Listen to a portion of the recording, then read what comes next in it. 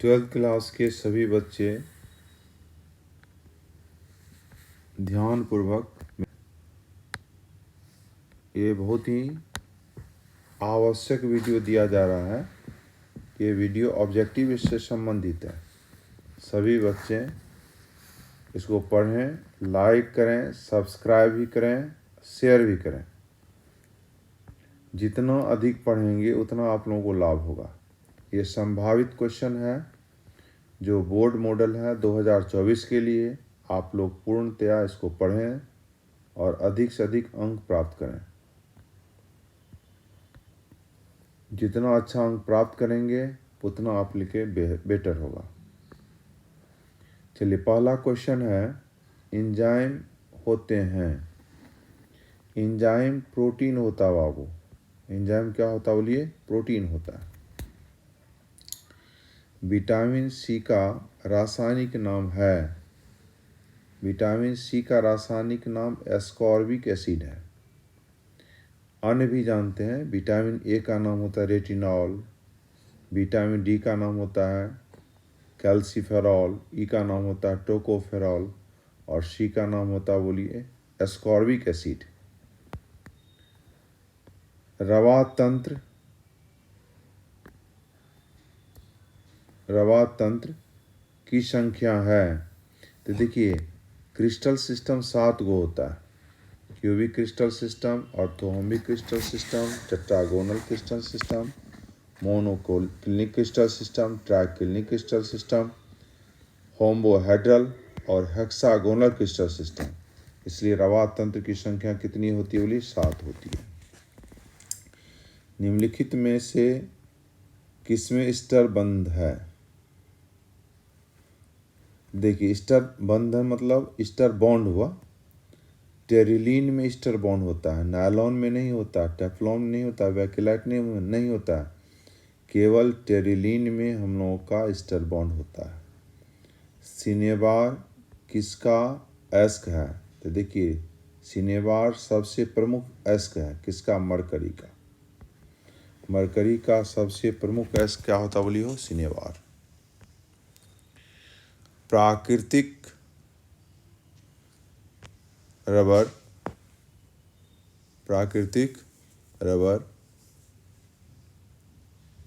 किसका बहुलक होता है? प्राकृतिक रबर आइसोप्रीन का बहुलक होता है। लिखा है आइसोप्रीन का बहुलीकरण किया जाता है, नेचुरल रबर प्राप्त होता है। आइसोप्रीन का बहुलक होता है। निम्नलिखित में से कौन कौन तत्व मुक्त अवस्था में पाया जाता है? देखिए, मुक्त अवस्था में पाया जाता है गोल्ड, सिल्वर, प्लेटिनम। इसमें केवल गोल्ड दिया हुआ, आंसर क्या होगा? गोल्ड होगा। एफसीसी में परमाणु की संख्या है। एफसीसी में परमाणु की संख्या 4 होती है, क्योंकि देखिए इसका सूत्र होता है एटम निकालने का 1/8 × 8 + 6 का 1/2। 6 का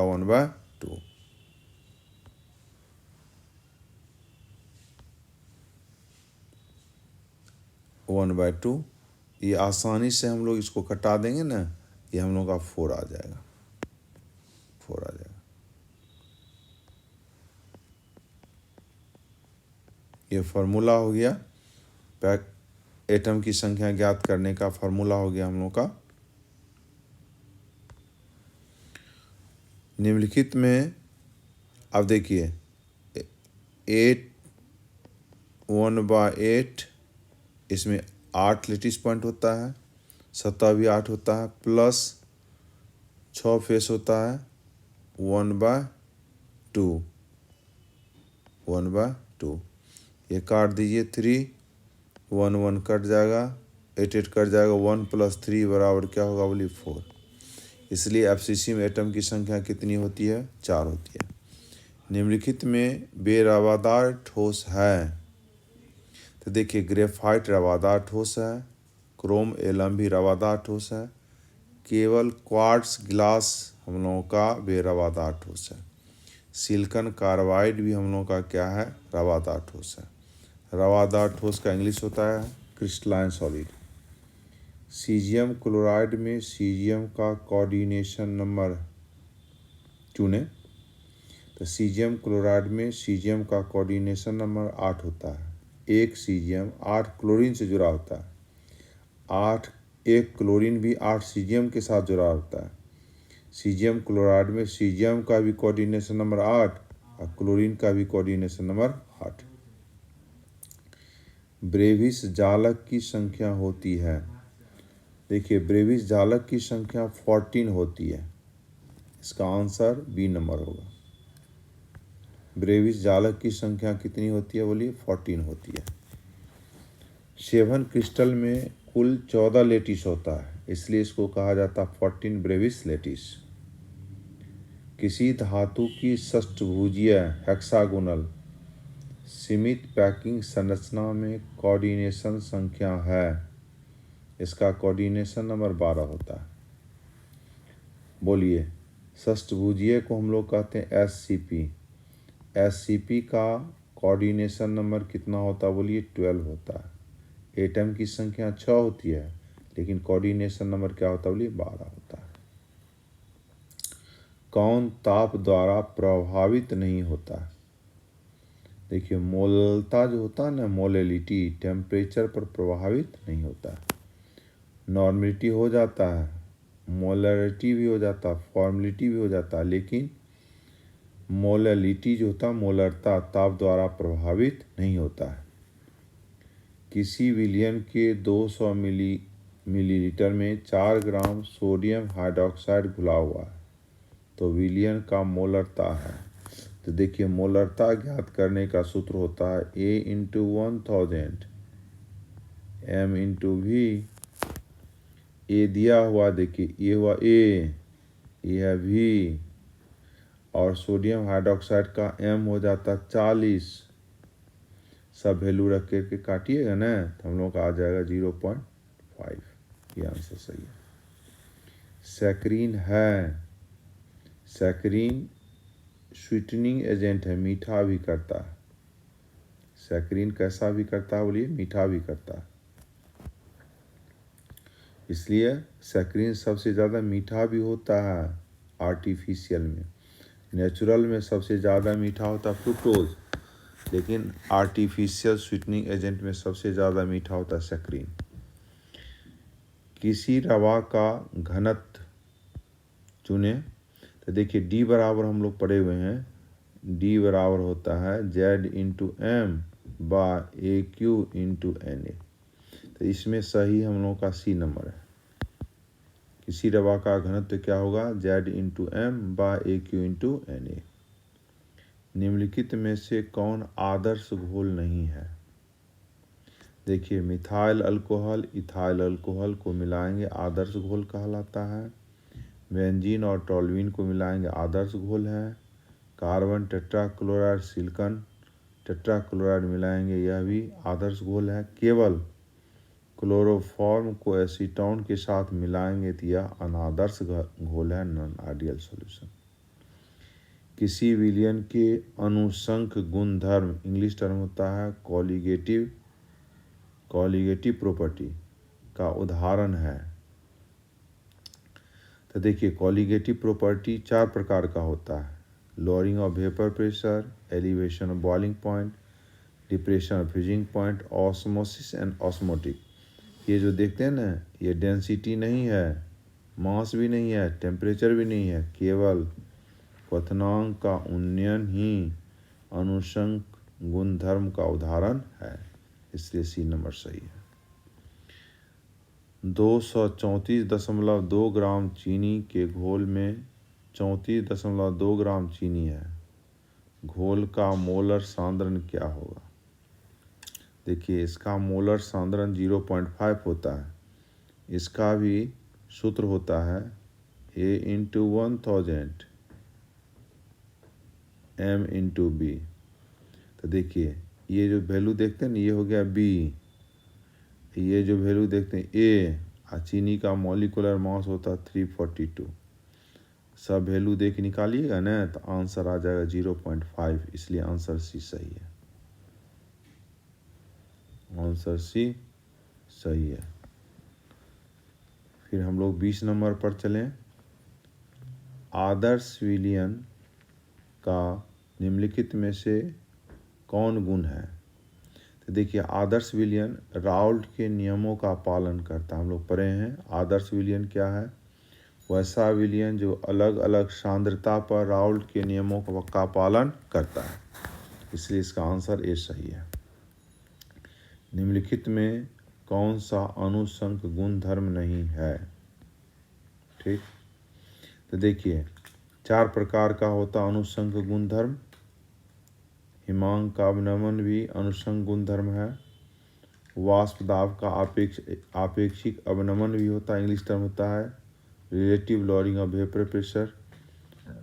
क्वथनांक का उन्नयन एलिवेशन ऑफ बॉइलिंग पॉइंट भी अनुषंक गुणधर्म है। केवल प्रकाशीय क्रियाशीलता अनुषंक गुणधर्म नहीं है।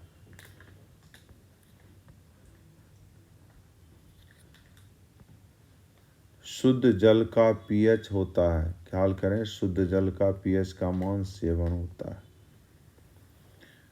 0.1 m बेरियम नाइट्रेट घोल का वान टॉप गुणांक 2.74 है तो विघटन स्तर है। विघटन स्तर इसका 87% हो जाएगा। वांट हम लोग फार्मूला पढ़े हुए हैं विघटनांश वाला। H3PO4 फॉस्फोरिक एसिड के 1 m बिलियन की नॉर्मलता क्या होगी?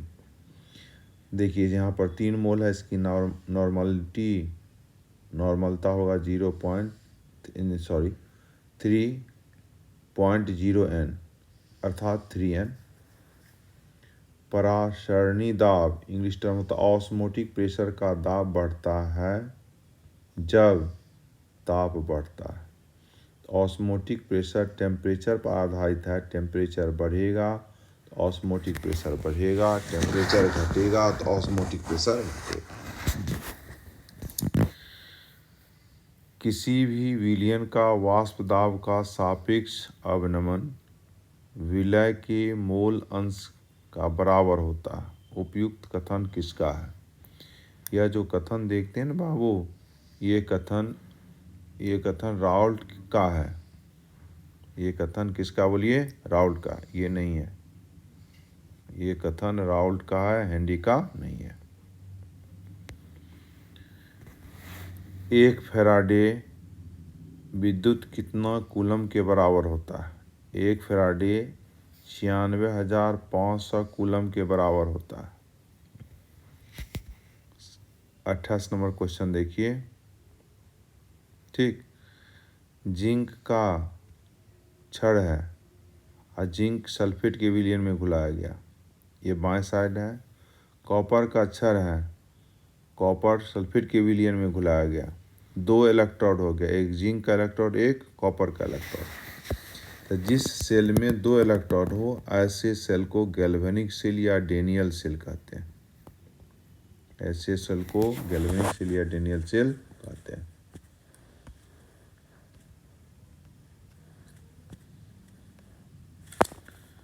प्रबल विद्युत अपघटय में तल का मान, देखिए जितना डाइल्यूट करेंगे तनु करने पर इलेक्ट्रोलाइट का मान क्या होता है? बढ़ता है। डाइल्यूट नहीं करेंगे, कम करेंगे तो इलेक्ट्रोलाइट नहीं होगा। इसलिए स्ट्रॉन्ग इलेक्ट्रोलाइट के लिए क्या होना चाहिए? तनु विलयन होना चाहिए। डाइल्यूट होना चाहिए। तनु करने पर इलेक्ट्रोलाइट का मान क्या होता है? बढ़ता है। 96,500 कूलम की विद्युत धारा कॉपर सल्फेट से प्रवाहित करने पर मुक्त होता है। तो ध्यान दीजिए, किसी भी 96,500 कूलम जो होता है ना, इक्विवेलेंट वेट के बराबर होता है। यहाँ पर कॉपर का, तो कॉपर का Cu अब बटे वैलेंसी हो जाएगा। कॉपर का एटॉमिक मास होता है 63.5 और कॉपर सल्फेट में वैलेंसी हो गया आपको 2, इसको डिवाइड करिएगा ना, ये हो जाएगा 31.75, 31.75। 5 यह हम लोग का आंसर सही है, बी नंबर। ऊष्मा और विद्युत का अच्छा चालक है। देखिए यहाँ पर चारकोल सुचालक नहीं है, हीरा भी सुचालक नहीं है, केवल ग्रेफाइट यहाँ पर विद्युत का सुचालक है। सी नंबर होगा, सी नंबर होगा। चलिए 32 नंबर क्वेश्चन है, अर्ध सेल हाफ सेल अभिक्रिया के लिए मानक इलेक्ट्रोड विभव जिंक विभव का देखिए विद्युत वाहक बल दिया हुआ 0.76 वोल्ट। आयरन लोहा का विद्युत विभव का मान दिया हुआ है 0.41 वोल्ट। देखिए विद्युत वाहक बल ई नॉट बराबर होता है ई राइट माइनस ई लेफ्ट। राइट लेफ्ट में वैल्यू रखेंगे ना तो हम लोग का वैल्यू आएगा 1.17 वोल्ट आएगा, 1.17 वोल्ट। निम्नलिखित में से कौन द्वितीय सेल है? तो देखिए द्वितीय cell mercury cell primary cell है, लेक्लान सेल प्राइमरी सेल है, केवल लेड स्टोरेज सेल हम लोगों का सेकेंडरी सेल है, इसलिए सी नंबर सही है। किसी रासायनिक अभिक्रिया का वेग स्थिरांक निम्नलिखित में से किस पर निर्भर करता है? देखिए किसी भी रासायनिक अभिक्रिया का वेग स्थिरांक ताप पर निर्भर करता है, ताप पर निर्भर करता है।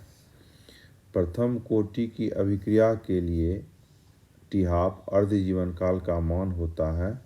तो देखिए प्रथम कोटि की अभिक्रिया के लिए अर्ध जीवन काल का रिलेशन स्थापित करते हैं ना, तो टी हाफ बराबर हम लोग का हो जाएगा 0.693/K। बी नंबर सही होगा। 36 नंबर क्वेश्चन है, किसी रासायनिक अभिक्रिया की दर समय के साथ घटती है। समय जैसे जैसे बढ़ता है उसका रेट ऑफ रिएक्शन घटता है, समय बढ़ेगा तो रेट ऑफ रिएक्शन घटेगा, इसलिए बी नंबर क्या बोलिए सही है। अतः आप सभी बच्चों से गुजारिश है कि इस फर्स्ट सेट ऑब्जेक्टिव का दिया जा रहा क्वेश्चन आंसर आप लोग अधिक से अधिक पढ़ें, इसका लाभ उठाएं और इसको लाइक भी करें, सब्सक्राइब भी करें, शेयर भी करें। जय हिंद, जय भारत।